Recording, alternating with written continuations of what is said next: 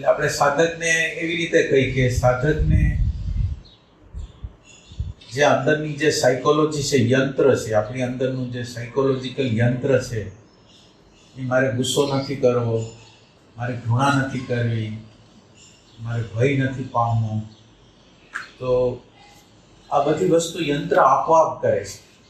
અને આપોઆપ જે કરે છે એમાં જો આપણે આ જે આપોઆપ યંત્ર જે પ્રક્રિયાઓ કરે છે મારા કંટ્રોલ બહાર, અને એ જો મને મંજૂર ન હોય, આ વસ્તુ મને મંજૂર ન હોય, તો હું એના માટે બહાર નીકળવા માટે પ્રયત્ન કરું. એટલે સાધક એ છે કે જે જીવનને સવારથી સાંજ લગી જોવે છે, સવારથી સાંજ લગી આગ્રહો, માન્યતાઓ, ધારણાઓ, સિદ્ધાંતો, ઇરિટેશન જે હોય તે, સંમતિ, નાસંમતિ, એટલે નિરંતર રીતે યંત્ર એના પોતાના અભિપ્રાયો આપ્યા રાખે છે અને એના પોતાના ડેટા પ્રમાણે ભય ઊભો કરે છે.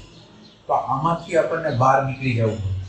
આ સાયકોલોજી, યંત્રની જે સાયકોલોજી છે, યંત્રની પકડમાંથી આપણે જો બહાર નીકળી જવું હોય, એવો વિચાર આવે કે આપણે ભયની અંદરથી, માનો કે આપણી અંદર ભય છે, ઘૃણા છે, જસ્ટિફિકેશન છે, ઇમેજ છે, ઈગો છે, તો આ બધી વસ્તુ છે એ મને સતત રીતે કોન્ફ્લિક્ટ કરાવે છે, સંઘર્ષ કરાવે છે અને પ્રેમ વિહોણો બનાવે છે, અશાંત બનાવે છે.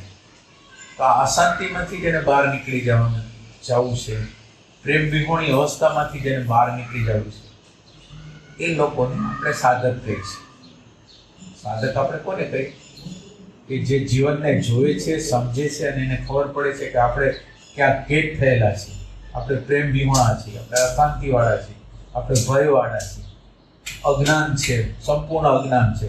કોઈ પણ પરિસ્થિતિ મારી સામે આવે છે, કોઈ પણ ચેલેન્જો મારી સામે આવે છે, અંદરથી ભયભીત થઈ જાય છે. આ ભયમાંથી મારે બહાર નીકળી જાય છે, આ અજ્ઞાનમાંથી બહાર નીકળી જાય છે, અહંકારમાંથી. સાધક આની કહેવાય. સાધક છે ત્યાંની